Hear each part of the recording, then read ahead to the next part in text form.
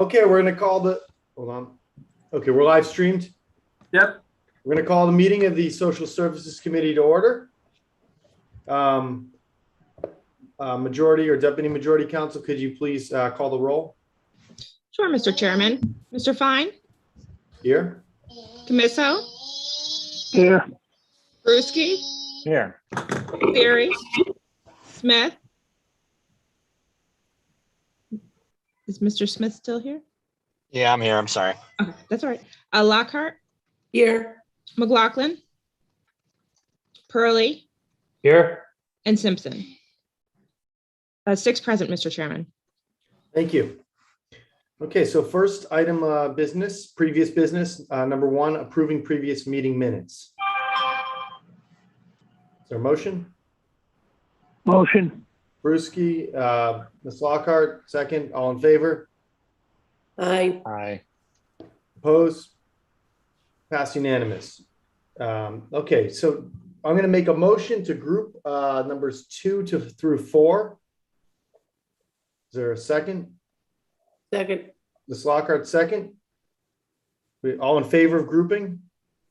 Aye. Aye. Aye. Opposed? Okay, it's unanimous. So now for 2 through 4, Commissioner McClave. Is this Yes. Commissioner Manning? I'm sorry. Yes, no problem. Thank you. Good evening, everyone. Excuse me. These are our prevention contracts, and these are for juvenile justice youth. So these youth have touched the juvenile justice system. Most of them have been on probation or have charges pending. The programs that we have are Cornell Cooperative Extension, which they provide strengthening families to the probationers. And that is an evidence-based program that really works with not only the youth, but the parents as well. And it's much more group-centered. They also have the urban 4-H, which we use for the juvenile drug court. So youth who are abusing substances can have the 4-H program assist them. And it really strengthens, excuse me, their ability to cope and to find other skills that are in the community. The other program that we do have is Berkshire Farms, and they run the Home Run program. This program is going to be critical, especially because youth that are truant and typically would have a PINS petition put on them no longer are seen in the court system. So therefore, this program will really prevent these youth from further getting into trouble in the juvenile justice system. And they also help them function in the school and improve attendance. And this program is also evidence-based. They are using motivational interviewing. That is one requirement that we made throughout this cycle of prevention, that they needed to have an evidence-based program. And then the third one is LaSalle, and they've been running the Juvenile Reporting Center. And this is for juveniles to go after school into the evening. They have a supervised structured setting that they can get assistance with homework. They can meet with their probation officer. And really, it's just a safe environment to keep them off the street, especially due to the crime activity that's occurring. Thank you. Great, thank you. Are there any questions from the committee? Okay, hearing none, is there a motion to approve numbers 2 through 4? Motion. Motion, Mr. Brewski, second. Ms. Lockhart, all in favor? Aye. Opposed? Passed unanimous. Okay, so next on the agenda, well, actually, I'm going to make a motion to group numbers 5 through 7. Do we have a second? Second. Mr. Brewski, thank you. All in favor? Opposed? Sam, can you hear me? Yes. We I'm can hear you. sorry. Thank you. Okay, so passed unanimous that we've grouped 5 through 7. Now for resolutions 5 through 7 is looks like this Commissioner Manning. Yes, and these are our clinical preventive services. So clinical means that they are provided by a licensed mental health worker. So they're usually LMSWs or LCSWs. There's much more of a clinical component. So they really look at what trauma has this child been experiencing and how can we support them. All three of these programs use the ACEs, which is adverse childhood effects of whatever trauma they've experienced, in addition to a CANS assessment, a child adolescent needs and strengths. And the one program, the Community Maternity Services, is also has an evidence-based program of parents as teachers. It really assists in the child development, because we're finding that many of our children that are entering foster care are under the age of 5. And we really want to make sure that there's a nurturing environment for that child, and that child is hitting all developmental milestones in an appropriate manner. And it just strengthens that family bond between the parent and child. So, again, that is what CMS is providing. The next one is Trinity Alliance. And Trinity as well is using the CANS and the ACEs, but they are trauma informed, and they have cognitive behavioral therapy that they provide to individuals. And so that is a very defined evidence-based program that has a strict curriculum with it. So they will be actually serving 80 families in their clinical program. And then we have, in addition, Parsons Child and Family Center. And they too have a lot more of a mental health, trauma-informed background. And they are also providing coach family visits.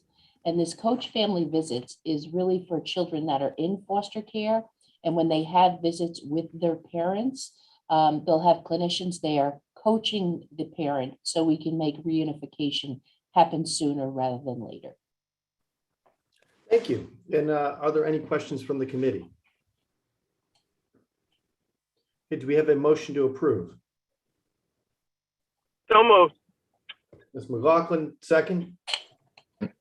Mr. Bruschi, all in favor? Aye. I'll second it. Oppose?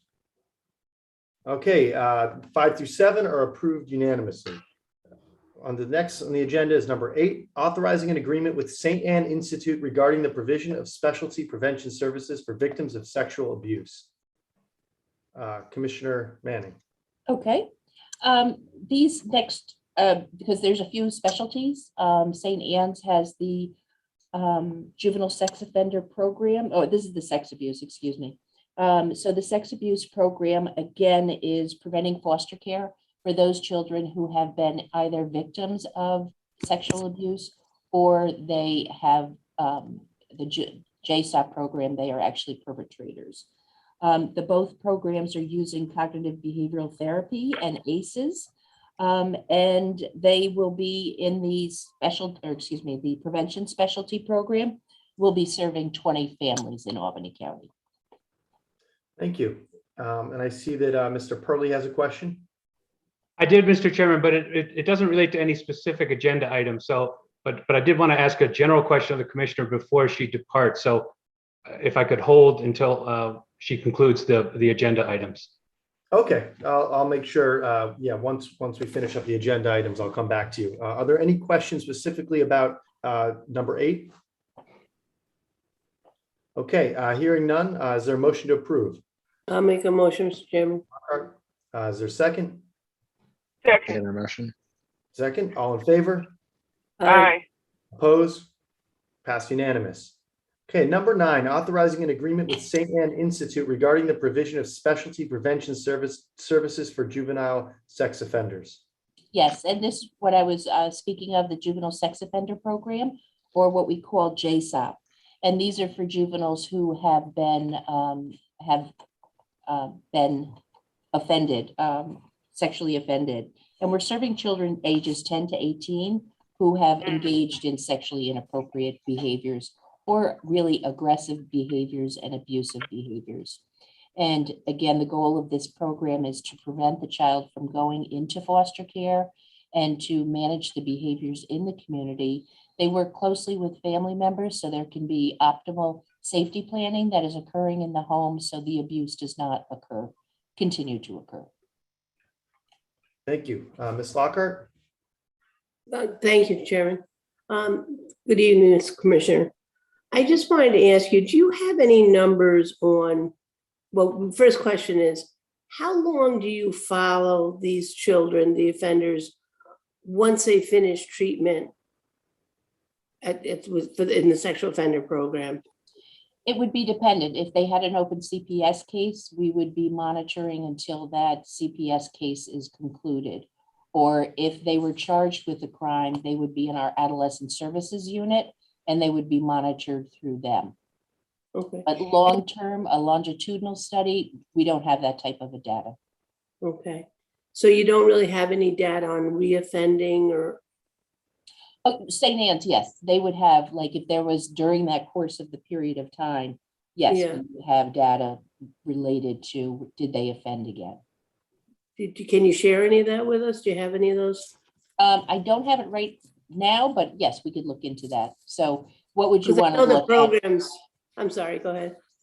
Would you want to look at a certain time frame for the past 10 years or?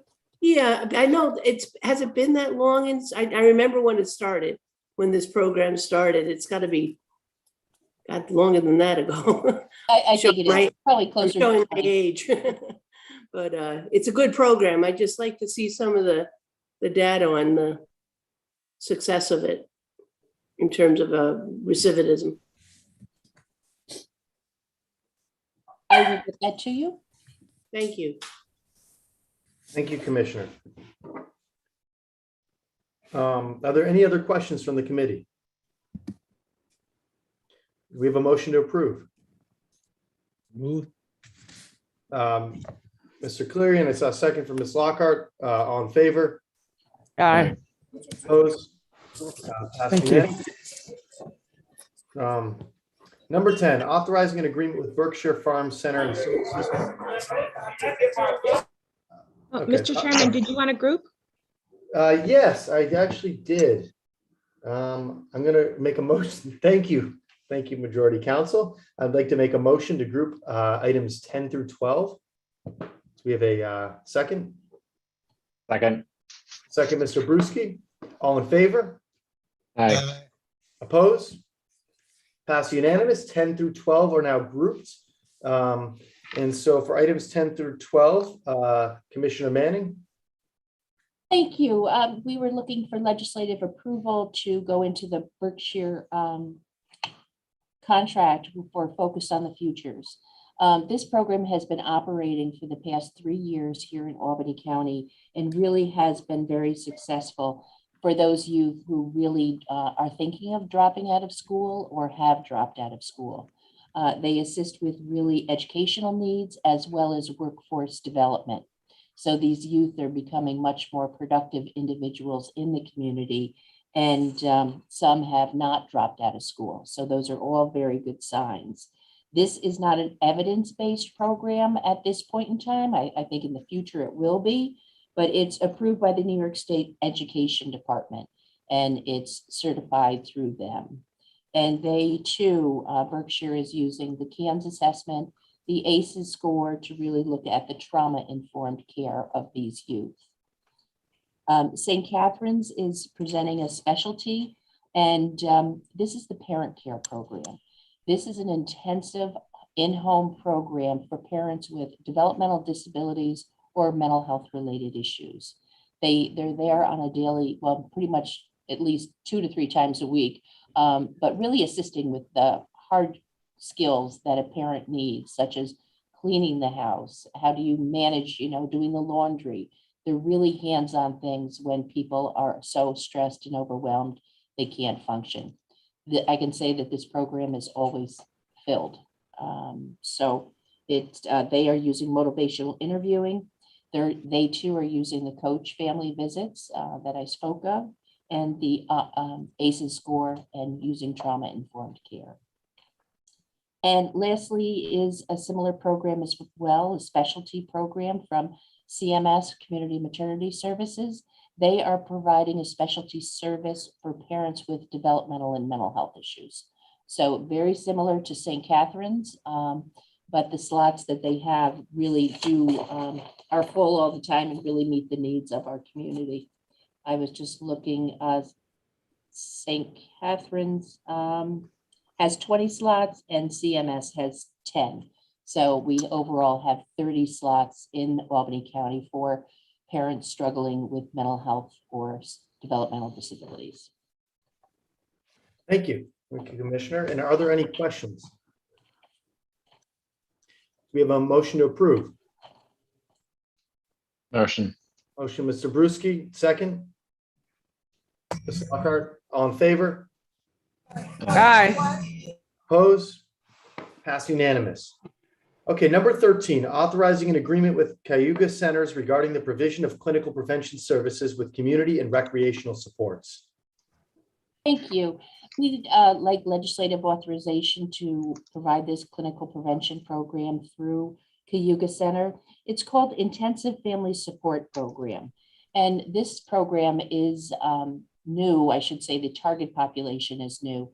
They're really looking at the children birth to age 5. And as I had said earlier, it's really a key population. We're seeing many children placed in foster care in that age group. So we think that this will really be helpful in assisting families being supportive in their home and conducting sessions in the home.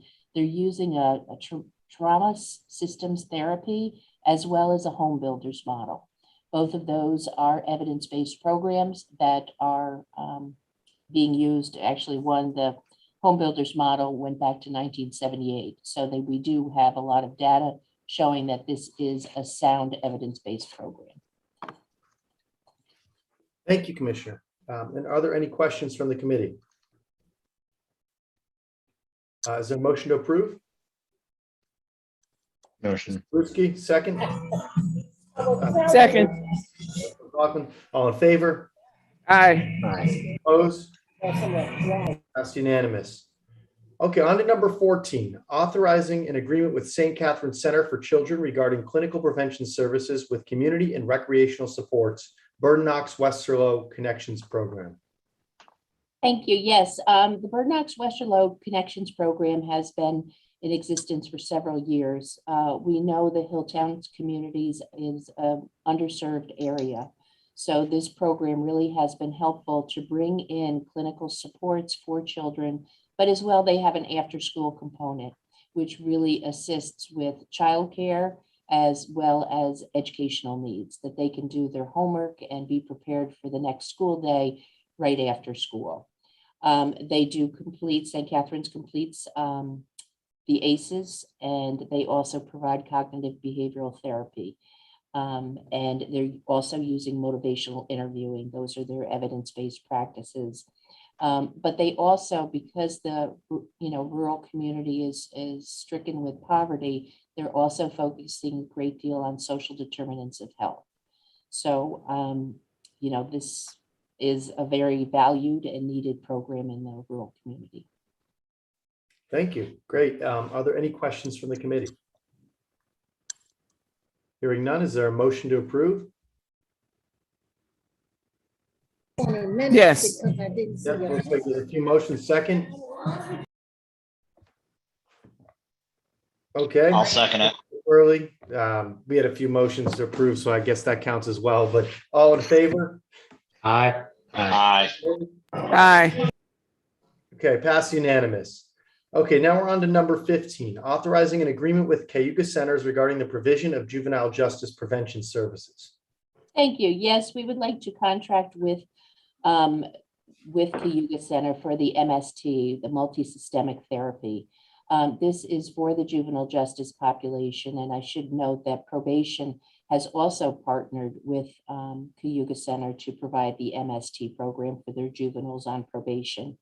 It is an evidence-based program, and it is looking at the juvenile justice population in helping family functioning to improve their emotional stability, as well as meet any concrete needs and interpersonal needs.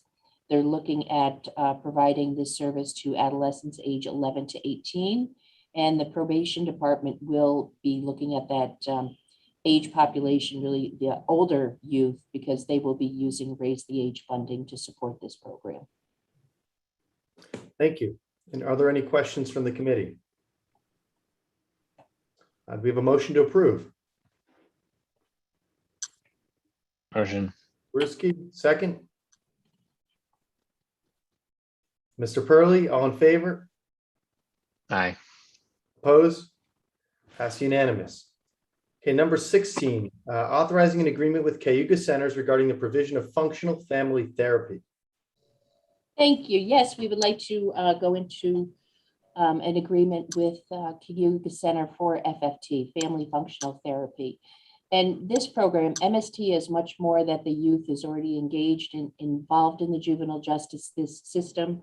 This is for any child that may be presenting with some at-risk behaviors, that they're getting maybe in trouble at school, maybe they had a suspension, they're not following curfew at home, they're having difficulties in that way. And functional family therapy really helps improve that problematic behavior and keeps families together. Oftentimes these youth, if they don't have this level of intervention, they will get involved with the juvenile justice system because of, you know, their conduct and the disorder and violent acting out that they have. So again, this is evidence-based, and there is years of fidelity to the model. It has been proven. Great, thank you. And are there any questions from the committee? Do we have a motion to approve? Okay, great. Motion. Mr. Cleary, second, Mr. Bruschi, all in favor? Aye. Opposed? Aye. Okay, pass unanimous. And was that the last item for DCY? We have one more. Okay, I just want to make sure we get to Mr. Purley's question before, but okay, so now we're on to number 17, amending resolution number 245 for 2021 regarding agreements with various agencies for the facilitation of services associated with the Family First Prevention Services Act. Commissioner? Thank you very much. We had come before you last month to talk about getting contracts with these QIs, qualified individuals.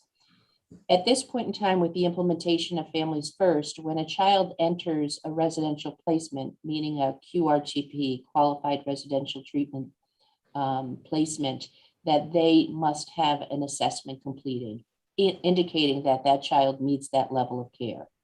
This is a push from the state and the federal government to really look at using foster homes rather than congregate care.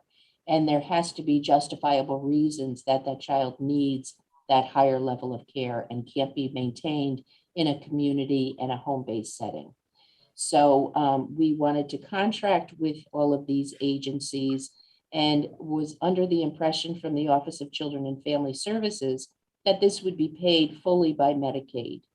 Come to find out that is not the case, that there are many services provided. A face-to-face, assessment of a child, yes, would be reimbursed by Medicaid. But the other factors, such as doing a review of the charts, such as going to testify in court, providing all of, writing the assessment, because these assessments are very detailed. So they're estimating about 12 hours is what OCFS provided us. All of those things that are not billable services, we need to put in and pay from the county level at this point in time. Now, my hopes are that with the Title E eligibility, that we would get reimbursed either through some Title E funding or that OCFS, which they haven't provided guidance yet, but that they would add a line to our foster care case, and then that way pay for these administrative type duties and services.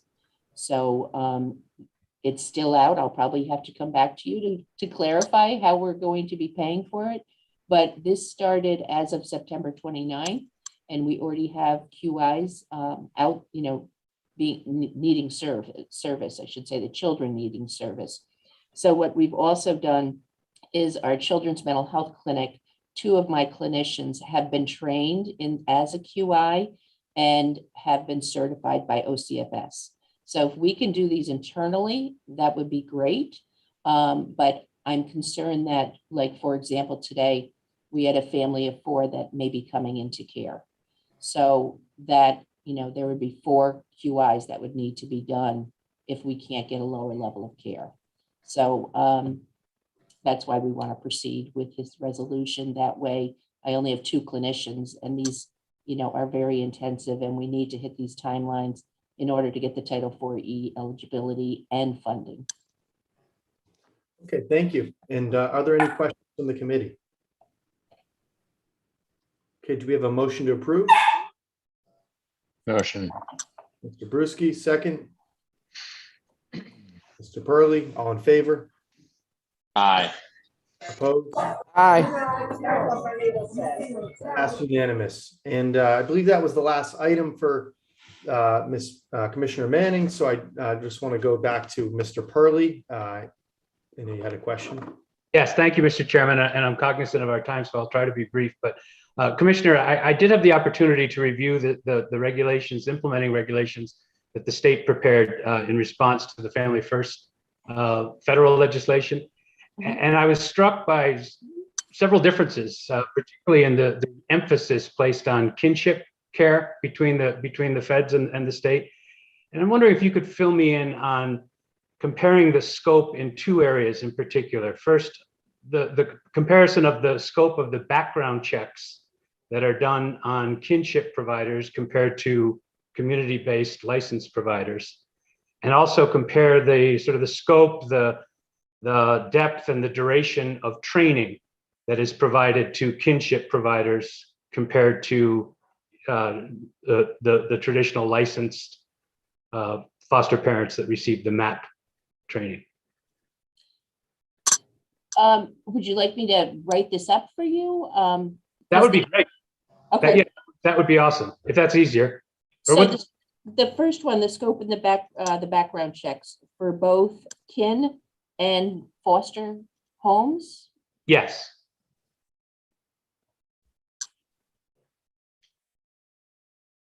And the second was sort of the scope, the depth, and the duration of training that is required of a kinship provider compared to a licensed community provider from the community. But not a residential treatment facility. You're No, talking family like family. yeah, Okay. right. And just a quick, they are to have the same level of training. But I will get all that information to you. It's just much in a shorter time span, and that they're providing it individually to them rather than in a group setting, because Okay. the MAP trainings aren't offered all the time. Okay, But I will get a written response for you. that would be great. Thank you very much, and thank you, Mr. Chairman. Thank you, Mr. Purley. Thank you, Commissioner. Thank you. Okay, so now we're going to move on to item 18, authorizing agreements with providers of home establishment furnishings. Commissioner McClave.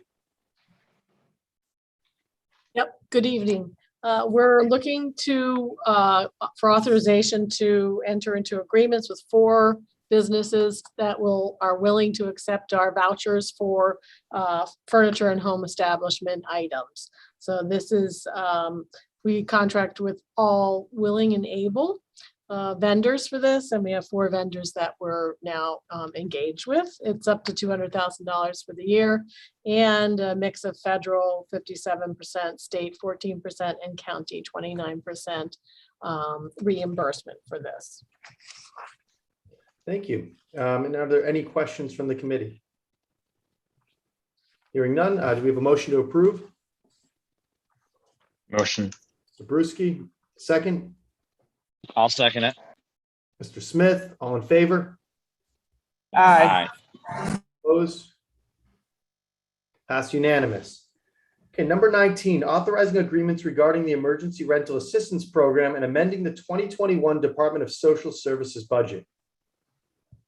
We're looking for authorization to add on to our existing contract with OTGA for outreach and engagement services for the Emergency Rent Assistance Program. This will take us, this will add on to our already existing contract for those services by $375,000 going into through September of 2022. We're also going to use this funding to continue our contract with legal aid because we're expecting there to be a lot of activity regarding evictions starting in 2022 especially. So we're adding on to their contract.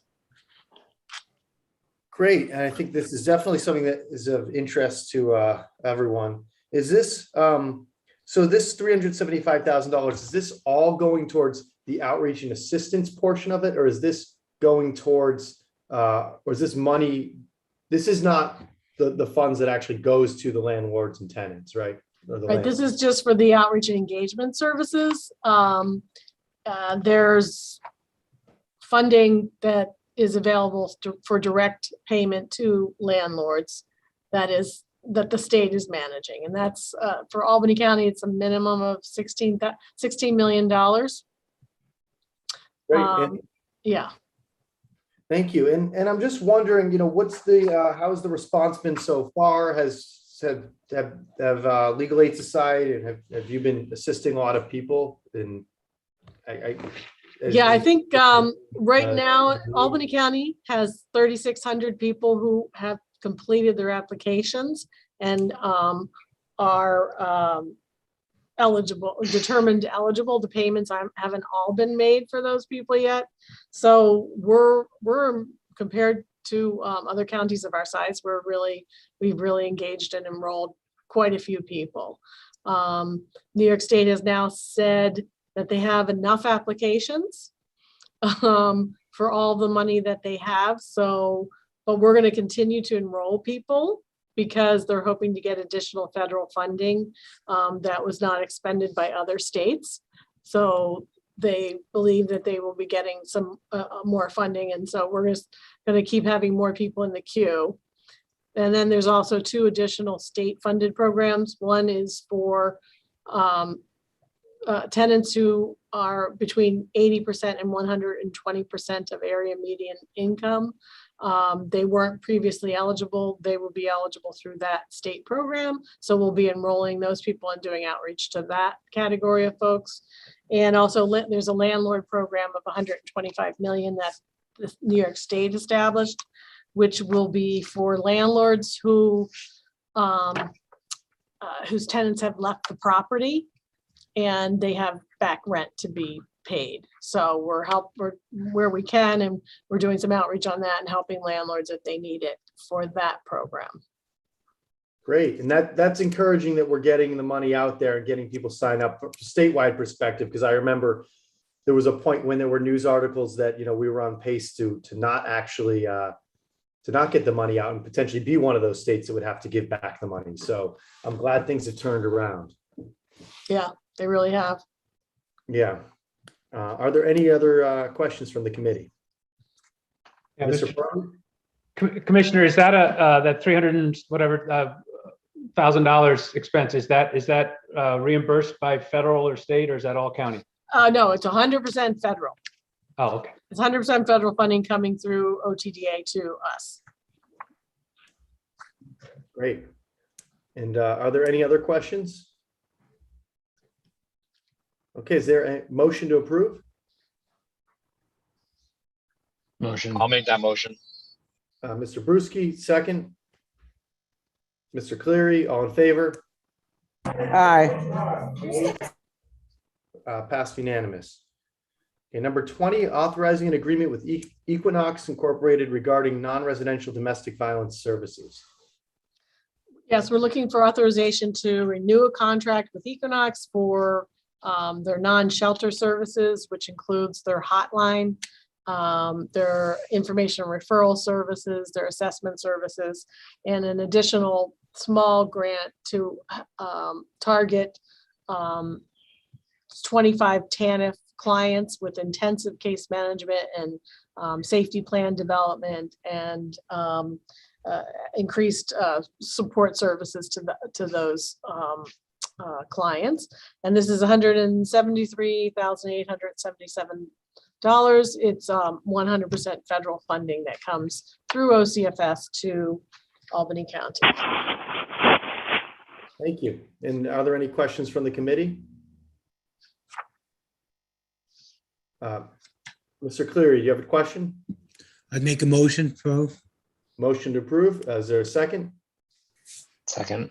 Ruski, second. All in favor? Aye. Oppose? Pass unanimous. Thank you, Commissioner. Actually, I have a general question. I ran into a constituent today who she said she was staying at, I forget the name of the shelter, but it was on South Ferry, and she said there's a gas leak there and everyone was kicked out. And then she said that she was sent to Interfaith, but there's bed bug infestation there. Wondering if you Okay. about these issues. I have heard neither one of those, so that's unusual. So of course, we'll be checking that out tomorrow. And what would the shelter be on South Ferry? Well, is it a shelter? Or there's a number of places on Ferry, I think. Now, but Interfaith Partnership for the Homeless does have a shelter there on Ferry. That they have, it used to be a transitional housing, I guess, run by Altamont Program. They took over the building. It is now a homeless shelter. It's their respite program and a small number of single individuals. So they, if they discharge anyone, they're required to find placements for them. So nobody Okay, should yeah. be not placed. So yeah, she told me that that I forget the name of where she was staying, but it was somewhere on South Ferry. She said that everyone was kicked out because of the gas leak. And, National Grid, I guess, gonna have to address that. But then she was sent on Sheridan Ave to Interfaith, but that there's bed bugs there. So Okay. I think Well, we'll- Mr. Okay. Chairman, it's right across the street from the Salvation Army. yes, Yeah. I believe it's that place. I yeah, forget the name. I've walked by it many times, but. Ms. Well, if it's one of McLaughlin, ours, we'll be addressing that. Yeah. Okay, And I thank- hope a gas leak will not take too long. I would hope that it would have been corrected. okay, well, yes, could you please look into that and then get back to me about, okay. Yep. And then if you hear of anything like that, please let us know as soon as you do. I just heard like an hour or two ago. Okay, good. I ran into her on the street, so, yeah. Okay, thank you for looking into that. Appreciate it. And does anyone else have any questions? Okay, motion to adjourn? I'll make the motion. Great, second? All in favor?